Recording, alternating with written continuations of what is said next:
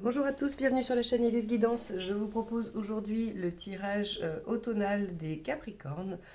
Pour ce faire, je vais utiliser le tarot du funambule. Allez hop, c'est parti. Alors pour ceux qui connaissent, c'est la même formule que pour l'été et pour les autres, je vais vous expliquer au fur et à mesure. Allez, les Capricornes, automne 2020.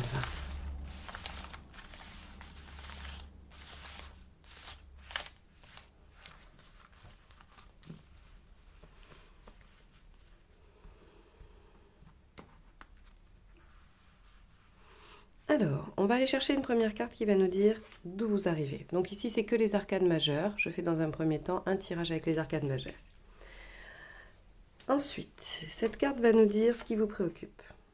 Ah, la même chose que les Sagittaires. Si vous êtes Capricorne ascendant Sagittaire ou Sagittaire ascendant Capricorne, il y a vraiment soit des choix, soit des relations qui vous préoccupent. Vers quoi vous allez?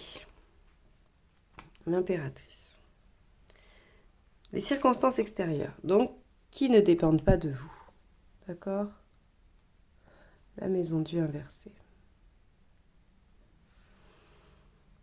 Le conseil. D'accord. Super. Bon. Et là où vous en serez à la fin de la période. Génial. Bon, il va y avoir du nouveau les Capricornes. Hop.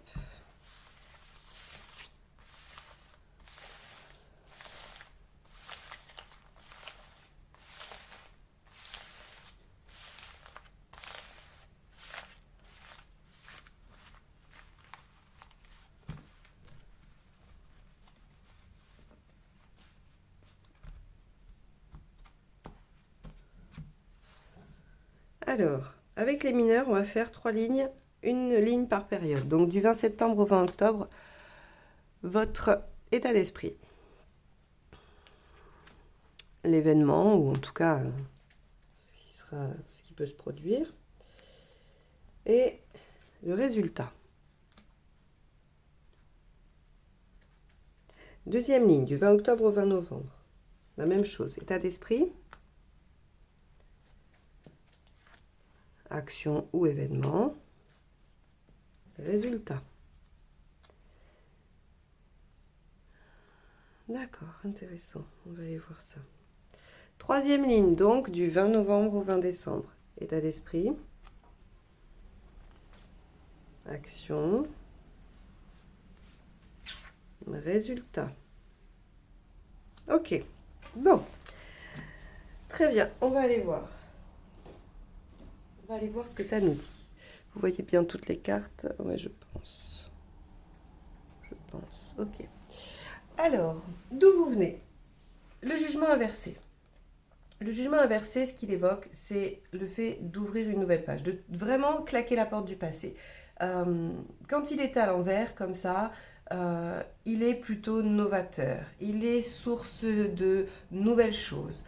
On a vraiment réglé la question du passé. On ne se préoccupe plus de ça. On a envie d'avancer résolument vers l'avenir.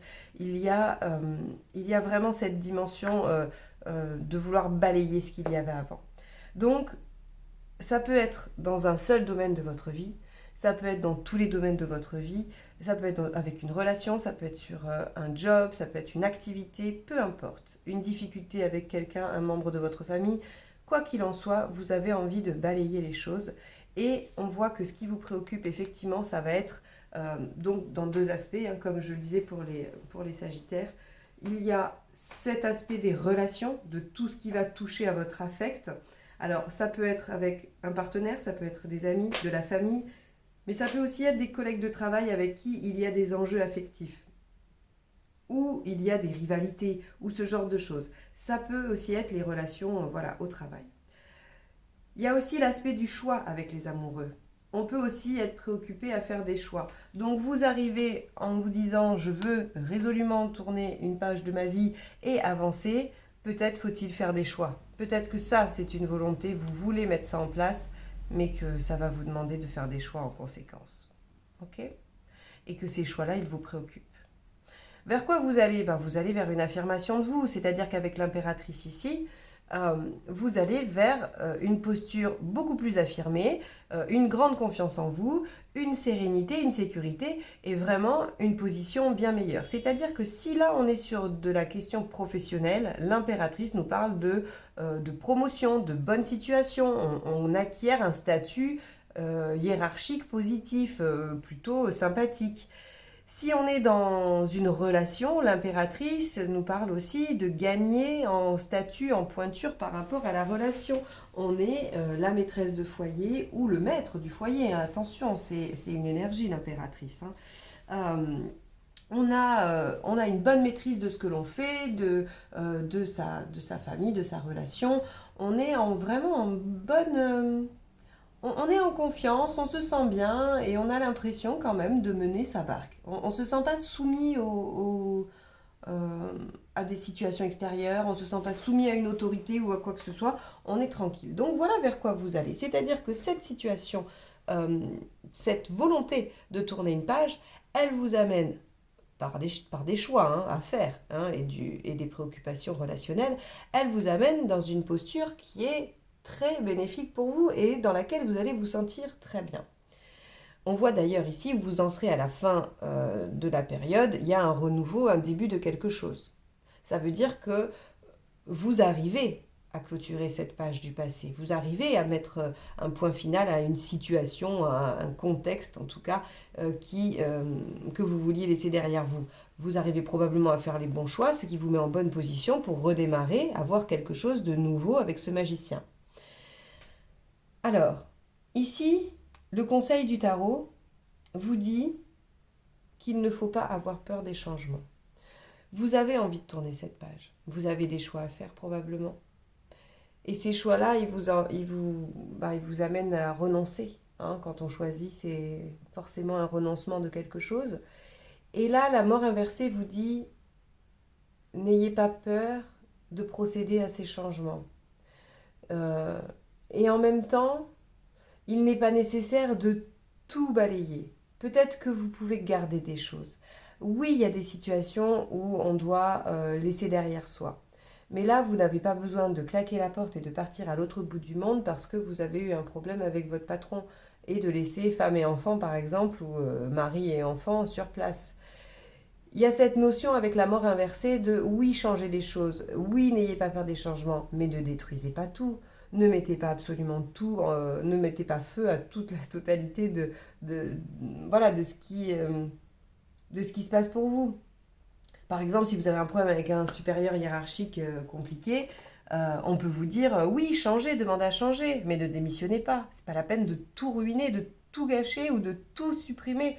La mort inversée vous demande en fait d'être dans une mesure, dans une mesure qui vous permettrait quand même de ne pas perdre beaucoup de choses ou de ne pas faire des choix qui seraient trop difficiles aussi, qui seraient sacrificiels. Parce que on peut mettre fin à une situation bien précise sans pour autant tout détruire autour. Si par exemple c'est une rupture amoureuse de longue date, vous n'êtes pas obligé de perdre tous vos amis en commun, vous n'êtes pas obligé de laisser tous vos meubles, vous n'êtes pas obligé de laisser tout ce que vous aviez. Vous voyez, vous pouvez transformer, vous pouvez changer des choses, mais vous n'êtes pas obligé de faire complètement table rase. Alors je regarde la tour et je me dis que les circonstances extérieures ne vous encouragent pas à faire ces changements.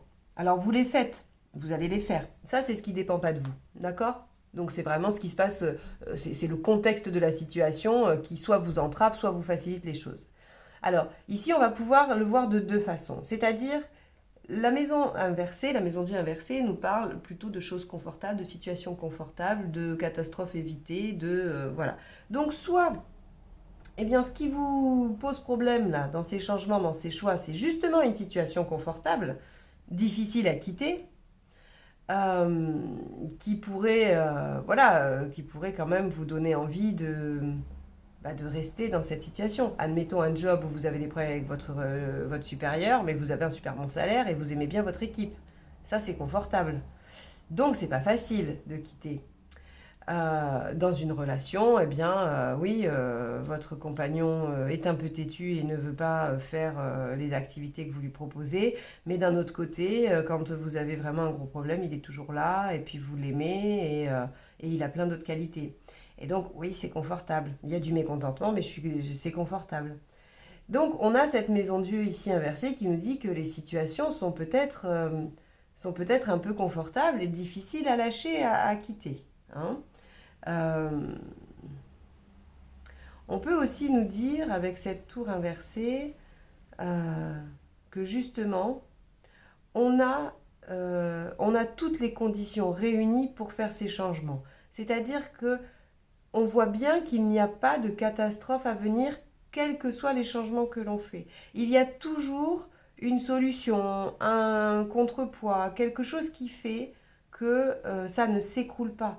D'ailleurs, la mort inversée, la tour inversée, la mort, elles ont en commun cette notion de ne pas aller à la catastrophe, d'éviter le pire. D'accord? Ces deux cartes-là, alors bien sûr qu'elles veulent dire beaucoup plus, hein, elles ont une profondeur bien plus grande, mais en tout cas, elles ont cette petite notion commune, on évite la catastrophe. Donc finalement, vos choix, aussi durs, aussi difficiles soient-ils, parce que faire des choix, c'est pas forcément toujours facile, le renoncement n'est pas chose aisée, mais il y a quand même des circonstances favorables pour aller vers votre projet, aller vers ce que vous souhaitez et démarrer cette nouvelle chose, nouvelle relation, nouveau projet, nouveau concept, je ne sais pas. Donc, oui, allez-y, faites vos choix, faites ces changements qui sont nécessaires, ne détruisez pas tout. Vous avez les circonstances pour que ça se passe en douceur. La tour inversée vous dit clairement vous avez de bonnes circonstances. Ou elle vous dit, effectivement, votre condition est tellement bonne que c'est pas facile de la quitter. Mais quoi qu'il en soit, vous éviterez la catastrophe. Ça, c'était pour la première partie du tirage. Alors, on va aller voir un peu plus en détail sur les périodes. On va aller voir le 2 de bâton sur le 20 septembre, à partir du 20 septembre jusqu'au 20 octobre. Le 2 de bâton inversé, il nous dit, bah oui, on n'arrive pas à choisir. C'est marrant. On a envie d'avancer, mais on est pris dans les choix. Le 2 de bâton, il vous parle de choix de vie. Il vous dit clairement, j'ai face à moi deux routes. J'ai la route A, j'ai la route B. Comme je dis souvent, si vous prenez A, vous êtes obligé de renoncer définitivement à B. Et si vous prenez B, vous renoncez définitivement à A. Et ça, eh bien visiblement, au début de septembre, vous n'êtes pas dans l'état d'esprit de faire un choix. Vous ne voulez pas faire de choix ou vous ne pouvez pas faire de choix. Quoi qu'il en soit, vous faites un peu de déni, vous faites un peu de... Voilà, vous mettez les œillères. Non, j'ai pas de choix à faire. Je vais pouvoir traverser ça tranquille. Et il n'y a pas de souci. Bon. Dans les faits, le cavalier de Pentacle nous dit que ça va vous demander quand même beaucoup d'efforts, hein, que ça va vous demander quelque chose d'assez laborieux. Alors soit parce que justement le fait de ne pas choisir, de ne pas trancher, vous laisse dans une situation compliquée, soit parce que il va falloir avancer et que si vous ne faites pas des choix, vous allez galérer à avancer. Par exemple, je vous donne un exemple dans une relation sentimentale, vous seriez entre deux situations. Vous avez envie de terminer une relation parce que il y en a une autre qui vous plaît, vous avez un choix à faire et vous voulez faire des projets et redémarrer une nouvelle relation. Tout à fait logique. Pourtant, votre situation est quand même super confortable et on vous conseille quand même d'accepter les changements, de ne pas en avoir peur. Le tirage, il s'adapte parfaitement à cette situation. Début de la période, 20 septembre, vous refusez de faire ce choix. Mais seulement... Quelle galère, parce que vous êtes entre les deux, parce que vous devez jongler avec les deux situations et que ça vous demande des efforts surhumains pour ne pas vous faire attraper ni d'un côté ni de l'autre. Et du coup, qu'est-ce qui se passe? Vous êtes soumis à la situation. Roi de bâton, le résultat, oui, on est complètement dépossédé de ses pouvoirs d'action, on est soumis à quelque chose de contingence peut-être compliquée, on n'a pas le pouvoir. Et évidemment qu'on n'a pas le pouvoir, parce que quand on ne fait pas le choix, ça, c'est très bien expliqué dans la philosophie de l'arcane 6, qui est passionnante. On vous dit que, oui, il n'y a pas de mauvais choix, il n'y a que l'absence de choix qui est mauvaise. Et si vous laissez la vie choisir pour vous, vous n'êtes pas maître de votre destin. Vous ne pouvez pas passer au stade 7, c'est-à-dire le chariot, où vous êtes aux commandes.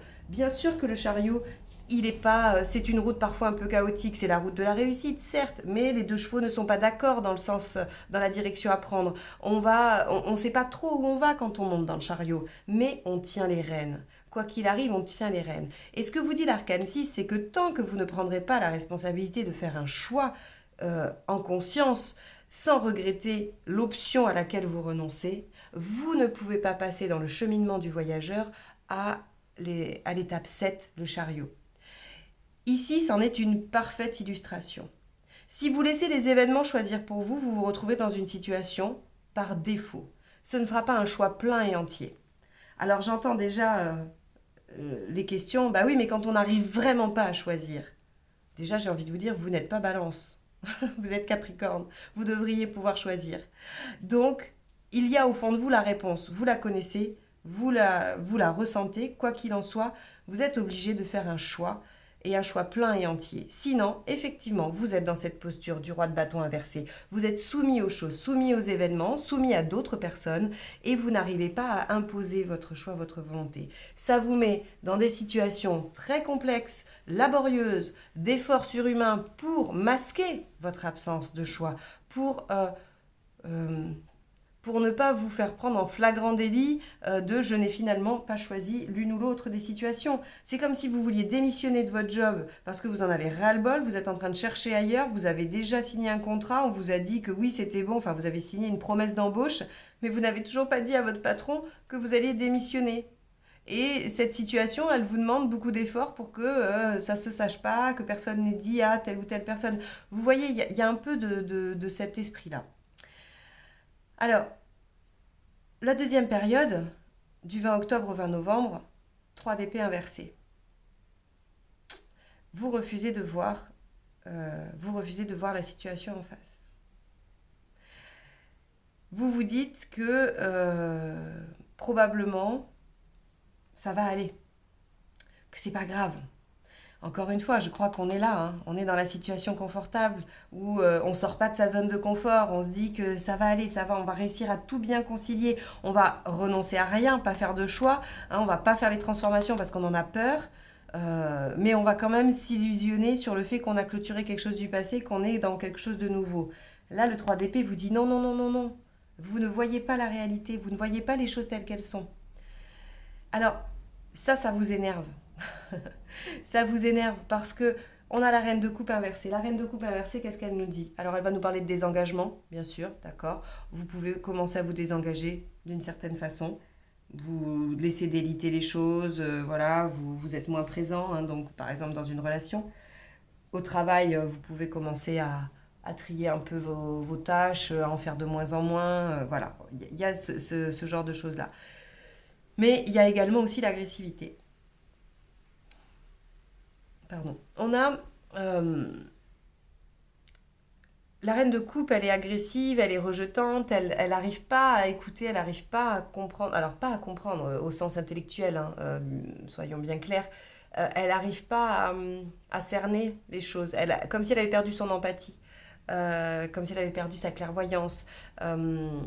Elle devient un peu plus égoïste, hein, elle se replie sur elle-même. Et du coup, il y a de l'agressivité qui en sort. Et l'agressivité, elle est probablement due parce que vous refusez de voir les choses. Hein. C'est-à-dire qu'il doit y avoir des personnes autour de vous qui vous montrent cette vérité, qui vous montrent cette réalité, qui vous disent, écoute, tu vois bien que les choses sont telles qu'elles sont là ou qu'elles sont comme ça. Et vous, ça vous fait réagir violemment parce que vous ne voulez pas la voir, cette vérité. D'accord? Alors, ce qu'on nous dit ici avec le cavalier d'épée, c'est que finalement, cette politique de l'autruche, hein, parce que bon, clairement, ça peut représenter ça, elle est gagnante pour vous. Elle est gagnante mais c'est dur. Alors, comment je pourrais bien vous relier ça avec un exemple peut-être? On sait très bien que, si vous voulez, des fois le fait de ne pas voir, le fait de passer à côté, de dénier et puis de mettre un petit mouchoir dessus, ça peut marcher dans un premier temps, ça peut même très bien fonctionner. Donc, autant là, sur la première période, on voit que vous êtes soumis, que c'est laborieux, autant là, le fait de prendre une posture plus agressive, plus incisive, où vous allez moins être dans le fait de vous courber sous la situation, vous allez aller à l'encontre de la situation dans une version beaucoup plus... oui, agressive en fait, j'ai pas d'autre mot. Hein. Essayez de voir dans une bagarre ou dans quelque chose, quand on a une posture agressive, on est plutôt penché vers l'avant et on met la pression sur l'autre. Alors que dans la soumission, on est plutôt en recul, en arrière, courbé vers l'arrière et en position plutôt basse. Et bien là, en fait, c'est comme si vous aviez lutté, qu'on vous avait fait courber et que là, vous réagissez en disant non, là, c'est moi qui me redresse. Et donc oui, sur la fin du mois, vous êtes victorieux, vous avez l'impression que votre façon de faire fonctionne bien. Donc, on a des résultats. Hein. On a des résultats sur cette période. Ce qui nous met probablement dans cette posture d'impératrice. Hein. Quand je vous dis on va reprendre confiance, reprendre le dessus, tout ça, on est dans les projets, on a envie de se mettre en bonne position. Effectivement, vous y arrivez. Moi, j'ai envie de vous dire, attention à la façon dont vous y arrivez. D'accord. Là encore, il n'est pas question de dire que vous êtes comme ça, que c'est votre caractère. C'est un état d'esprit sur un moment donné qui résulte probablement aussi de choses du passé, de choses que vous avez vécues. Hein. Et d'ailleurs, c'est aussi une réaction assez logique quand on se sent soumis et sous pression. On réagit souvent par l'autre extrême. Donc, c'est purement réactionnel. Il n'y a pas de problème avec ça. Mais j'attire votre attention sur le fait de vous questionner sur votre posture à cette période-là. Parce que même si elle est victorieuse, peut-être que vous pouvez l'assouplir. Hein, parce que ça, quand même, la reine de coupe inversée, elle y perd. Hein, elle perd des plumes quand même. Hein. Soit elle perd en reconnaissance des autres, en affection, parce qu'on ne la reconnaît pas, parce que c'est pas... voilà, elle n'est pas agréable, hein, la reine de coupe inversée. Hein. Elle obtient ce qu'elle veut, certes, mais elle n'est pas très agréable. Le 9 de coupe, ici, sur cette dernière période, nous dit que vous avez beaucoup de rêves, vous avez beaucoup d'envie. Et c'est normal parce que vous allez commencer quelque chose de nouveau. Et quand on commence quelque chose de nouveau, on commence par le rêver, on commence par l'imaginer. Et on se le construit d'abord dans sa tête. Et le 9 de coupe, il nous parle de tout ça. Oui, il y a quelque chose de nouveau que vous allez mettre en place. Et vous avez plein de rêves, plein d'envies pour ça. Le 6 de bâton inversé, dans les faits, nous dit que vous avez du mal à partir à la bagarre. Hein, vous avez du mal à partir en guerre pour ça. Vous avez peur. Vous avez peur de ne pas réussir. Vous avez peur de ne pas gagner.